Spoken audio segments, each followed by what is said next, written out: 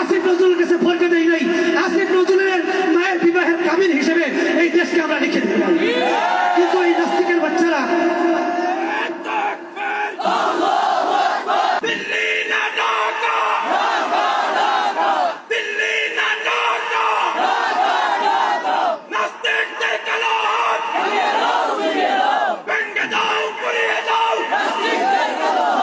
দেখেন না আসিফ নজরুল কি করতেছে। প্রথম আলোর বিরুদ্ধে মিছিল দিলেই আসিফ নজরুলের কলেজায় আঘাত হয়। দিল্লি স্টারের বিরুদ্ধে যদি কেউ মিছিল দেয় তাহলে আসিফ নজরুলের কলেজায় আঘাত হয়। আর এই যে আছেন একটা ফরহাদ মজহার, শয়তানের দাদা ফরহাদ মজহার, ফরহাদ মজহারের বউ উপদেষ্টা, ফরহাদ মজহারের শালা উপদেষ্টা। তো সে এক ব্যক্তি কিন্তু তার উপদেষ্টা দুইটা। ফরহাদ মজহারের বউ উপদেষ্টা, ফরহাদ মজহারের শালা উপদেষ্টা। ফরহাদ মজহার সে নিজে নাস্তিক। ফরহাদ মজহার লালন ধর্মের অনুসারী, লালন ধর্মের অনুসারী। লালন ধর্ম কি? লালন এক ব্যক্তি ছিল, সে নিজেকেই খোদা দাবি করত। সে নিজেকে কি দাবি করত? খোদা দাবি করত। ওই লালন ধর্মের অনুসারী ফরহাদ মজহার কলামিস্ট। আর এই ফরহাদ মজহারের একটা বউ উপদেষ্টা, তার শালা উপদেষ্টা। এই গুটি কয়েক নাস্তিকের কারণে আমাদের কিছু ভাই গিয়েছিল প্রথম আলোর অফিসের সামনে গরু জবাই করার জন্য। সুন্দর প্রতিবাদ। প্রথম আলোর দুঃখ হলো এই দেশে গরু জবাই চলবে না। যেভাবে হিন্দুদের চাহিদা হলো এদেশে গরু জবাই হবে না।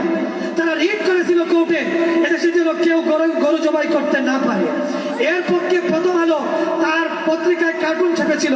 ওই কার্টুনের প্রতিবাদে কিছু যুবক ভাই প্রথম আলো অফিসের সামনে গরু জবাই করে ওখানে অনুষ্ঠান করার জন্য গিয়েছিল। কিন্তু ওই আমাদের নাস্তিক উপদেষ্টা আসিফ নজরুল এবং তার কয়েকটা সাঙ্গপাঙ্গ সেনাবাহিনী দিয়ে, পুলিশ দিয়ে আমাদের এই গুটি কয়েকজন ভাইকে অনেক হেনস্থা করেছে, অনেক পিটিয়েছে এবং এদেরকে বন্দি করে 2-4 ঘন্টা এদেরকে আটক রেখেছিল। তারপরে প্রতিবাদের মুখে এদেরকে ছেড়ে দেয়। কিন্তু আমাদের দুঃখ হলো এখানে যে ডেইলি স্টার ইংরেজি পত্রিকা, এই ডেইলি স্টার বাংলাদেশে যতটা স্বৈরশাসক গেছে এদেরকে স্বৈরাচার বাড়ানোর পিছনে যারা কাজ করেছে এদের মধ্যে ডেইলি স্টার এক পত্রিকা, আরেকটা হলো প্রথম আলো পত্রিকা। এই দুই পত্রিকা সাবেক রাষ্ট্রদের প্রধানদেরকে স্বৈরাচারে রূপান্তরিত করেছিল। আজ এই স্বৈরাচারের দূষণ প্রথম আলো পত্রিকা এবং তার সম্পাদক পুঁথি এবং ডেইলি স্টার এবং তার সম্পাদক এবং তাদের নাস্তিক টাইপের তার সাংবাদিকগুলো এই দেশের স্বাধীনভাবে চলাফেরা করছে, ঘোরাফেরা করছে। এই প্রথম আলো উলামায়ে কেরামকে বন্দি করে করে যাকে ইচ্ছা বন্দি করত, তাকে সন্ত্রাসী ট্যাগ লাগিয়ে এদেরকে বছরকে বছর জেলের ভিতরে খাটিয়েছে, জেলের ভিতরে আটক রেখেছে এই আপনার প্রথম আলো পত্রিকা। আজকে প্রথম আলো পত্রিকার বিরুদ্ধে কিছু বললেই নাস্তিকদের গায়ে আগুন জ্বলে, এই উপদেষ্টাদের গায়ে আগুন জ্বলে। আমরা এই জন্য এই দেশ স্বাধীন করি নাই। হাফিজ এবং আলিম 85 জন শহীদ হয়েছে এই 5ই আগস্ট, এই জুলাইয়ের বিপ্লব। যেভাবে তোমাদের আমাদের স্কুল কলেজের যুবক ছেলেরা শহীদ হয়েছে, ঠিক তদ্রুপ মাদ্রাসার ছেলেপেলেরা শহীদ হয়েছে। মাদ্রাসার মেয়ে ছাত্রীরাও ঘটনাক্রমে হলেও এরাও মারা গেছে, শহীদ হয়েছে।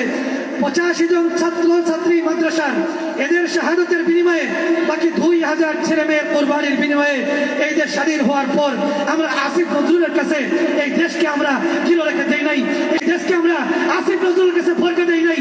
আসিফ নজরুলের মায়ের বিবাহের কাবিল হিসেবে এই দেশকে আমরা লিখে দিতে পারি। কিন্তু এই নাস্তিকের বাচ্চারা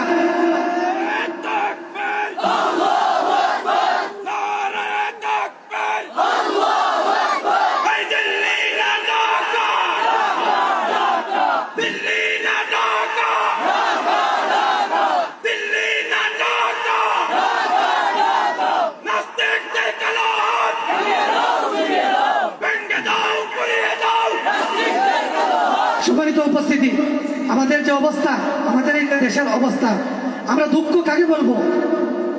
যখন আমরা নিজেরাই অংশীদার, এই স্বাধীনতার অংশীদার, আমাদেরকে পাশ কাটিয়ে তারা সিদ্ধান্ত দিয়ে যাচ্ছে। আমরা তাদেরকে বলতে চাই যে আপনারা সংযত হন, আপনারা আমাদেরকে সংখ্যালঘু ভাববেন না। এই দেশে সংখ্যালঘু যারা আছে তাদের তো অধিকার শতভাগ এই দেশে প্রতিষ্ঠিত, কিন্তু মুসলমান এবং ইসলাম মনে হয় এই দেশে ইসলাম এবং মুসলমানই নাকি সংখ্যালঘু। আসল কথা হচ্ছে ইসলামকে ওদের পছন্দ না, মুসলমানদেরকে ওদের পছন্দ না। ওদের পছন্দ হলো ওদের ক্ষমতা, ওরা আপনাদের নিজেদের জন্য ক্ষমতা চায়, আর কোনো কিছু এদের প্রয়োজন নাই। সবাইকে বলবো, আমাদের যুবক ছেলেরা, যুবক ভাইরা ইসলামের জন্য প্রস্তুত হন। এই দেশ এদের হাতে ছেড়ে দেওয়া যাবে না। এই দেশ আমরা এদেরকে দিব না। অনেকে মনে করে ইন্ডিয়া এত বিশাল সাম্রাজ্য, আমরা ছোট একটা দেশ। একজন বলছে গতকালকে যে ও দেশের সকল মানুষ প্রস্রাব করে দিলে নাকি বাংলাদেশ ডুবে যাবে।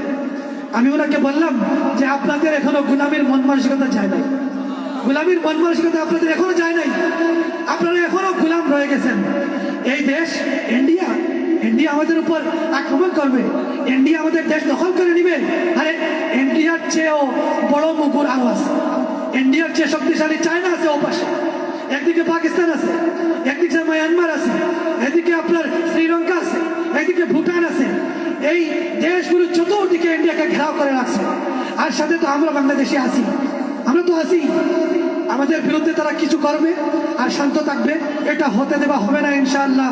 এই দেশ আমাদের, আমরাই সিদ্ধান্ত নিব কে এই দেশ চালাবে, আমরাই সিদ্ধান্ত নিব কাকে আমরা ক্ষমতায় দেখতে চাই, আমরাই সিদ্ধান্ত নিব এই দেশের মালিক কে হবে, আমরাই সিদ্ধান্ত দিব এই দেশে গরু জবাই হবে কিনা, আমরাই সিদ্ধান্ত দিব এই দেশে বুরহান উদ্দিনের অনুসারীরা থাকবে কিনা, আমরাই সিদ্ধান্ত দিব এই দেশের গোবিন্দদের অনুসারী এই দেশে থাকবো কিনা, আমরাই সিদ্ধান্ত দিব।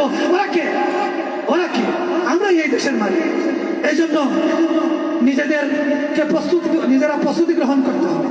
আমরা যদি মনে করি হীনমান্যতায় ভুগি যে আমরা তো মাদ্রাসা মসজিদ নিয়ে ব্যস্ত, আমরা কিছুই করতে পারবো না, সাধারণ মুসলমান আমরা তো 5 ওয়াক্ত নামাজ পড়ি, এর চেয়ে বেশি কিছু করা যাবে না। না ভাই, এর চেয়ে অনেক বেশি কিছু করা যাবে। এর দলিল এবং প্রমাণ এই যে গতকালকে যারা বাশারের বিরুদ্ধে 24 বছরের স্বৈরাচার, বাশারের বিরুদ্ধে যে কয়েকজন মুজাহিদ বিজয় অর্জন করেছে, কোটি কয়েক মুজাহিদ। তো আমরা তো আলহামদুলিল্লাহ এই দেশে 20 কোটি মুসলমান, এর মধ্যে তারা যদি হয় 5%, আমরা 95%। এই 95% মুসলমানের এই দেশে যদি মুসলমানরা নিজেদের সাথে গাদ্দারি না করে, মুসলমান যদি মুনাফিক না হয়, মুসলমান যদি নিজের ভাইয়ের পায়ে কোড়াল না মারে, তাহলে এই দেশ আমাদের। সম্মানিত উপস্থিতি, বিদায় আমরা সবাই চেষ্টা করব যে আমরা এই কথাগুলো কেন বললাম, এই জন্য বললাম যে সবাই নিজেদের ইতিহাস ঐতিহ্য তুলে ধরছে, সবাই বলতেছে আমরা স্বাধীনতার মালিক। আমরাও বলতে চাই আমরাও এই স্বাধীনতার মালিক, আমরাও এই স্বাধীনতার মালিক। আমরা বেশে আসি নাই, আমরা ইন্ডিয়ার ভানে বন্যায় বেশে আসি নাই।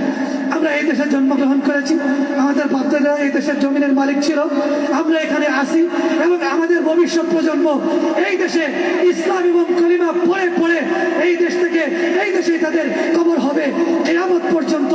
আমাদের ভবিষ্যৎ প্রজন্ম এই দেশে ইসলাম, নামাজ, রোজা, দ্বীন, কুরবানি, হজ, যাকাত এই সবগুলা নিয়ে এই দেশে বসবাস করবে। বিদায় আমরাও বলতে চাই আমরাও এই দেশের সমান মালিক, গুটি কয়েকজন নাস্তিক এই দেশের মালিক।